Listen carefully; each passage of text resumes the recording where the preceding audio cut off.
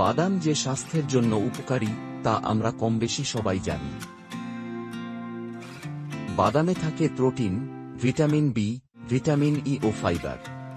আর থাকে iron, potassium, selenium, magnesium, zinc ও কপারের মতো গুরুত্বপূর্ণ খনিজ উপাদান। এসব খনিজ হৃদস্বাস্থ্য ভালো রাখে, ওজন নিয়ন্ত্রণে সহায়ক এবং মস্তিষ্কের কার্যক্ষমতা বাড়াতে রাখে গুরুত্বপূর্ণ ভূমিকা। তবে অনেকেই জানেন না, এসব উপকারী বাদাম দিনের ঠিক কোন সময়ে খেলে পুষ্টিগুণ সবচেয়ে ভালোভাবে কাজে লাগে।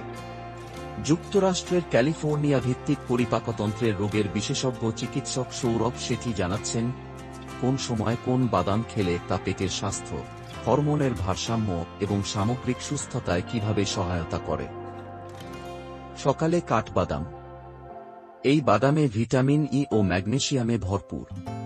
এই বাদাম রক্তে চিনির মাত্রা ঠিক রাখে এবং মস্তিষ্কের কার্যকারিতা বাড়ায়।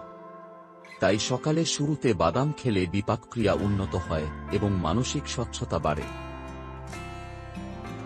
সকাল 10টা থেকে বেলা 11টার দিকে পাইন বাদাম। এই বাদামে আছে পাইনোলেনিক অ্যাসিড, যা ক্ষুধা দমন করে এবং ফ্যাট মেটাবলিজম বা চর্বি বিপাকে সাহায্য করে।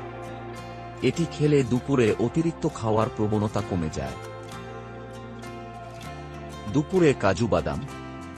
কাজুতে থাকা জিঙ্ক ও আয়রন রোগ প্রতিরোধক ক্ষমতা বাড়ায় এবং শক্তি উৎপাদনের জন্য জরুরি।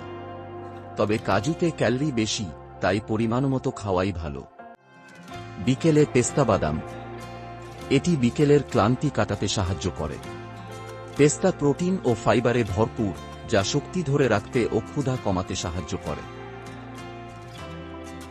সন্ধ্যায় আখরোট। আখরোটে আছে ওমেগা-3 ফ্যাটি অ্যাসিড ও মেলাটোনিন, যা ঘুমের মান উন্নত করে এবং মস্তিষ্কের স্বাস্থ্য ভালো রাখে। তাই রাতে খাওয়ার আগে আখরোট খেলে ঘুম ভালো হয় এবং মন প্রশান্ত থাকে। রাতের খাবারের পর পেকান বাদাম। পেকান বাদাম হৃদস্বাস্থ্যের জন্য উপকারী। রাতের খাবারের পর ডেজার্টের সঙ্গে পেকান খেতে পারেন। এতে থাকা পলিফেনল এলডিএল কোলেস্টেরল কমায় এবং অক্সিডেটিভ স্ট্রেস কমাতে সাহায্য করে। চীনাবাদাম খান যে কোনো সময়। চীনাবাদাম আপনি যে কোনো সময় খেতে পারেন। চীনাবাদামে থাকা রেসভেরাট্রল ও নিয়াসিন হৃদযন্ত্র ও মস্তিষ্কের সুস্থতায় সহায়ক। সকাল, বিকেল বা যে কোনো সময়ই আপনি এটি খেতে পারেন।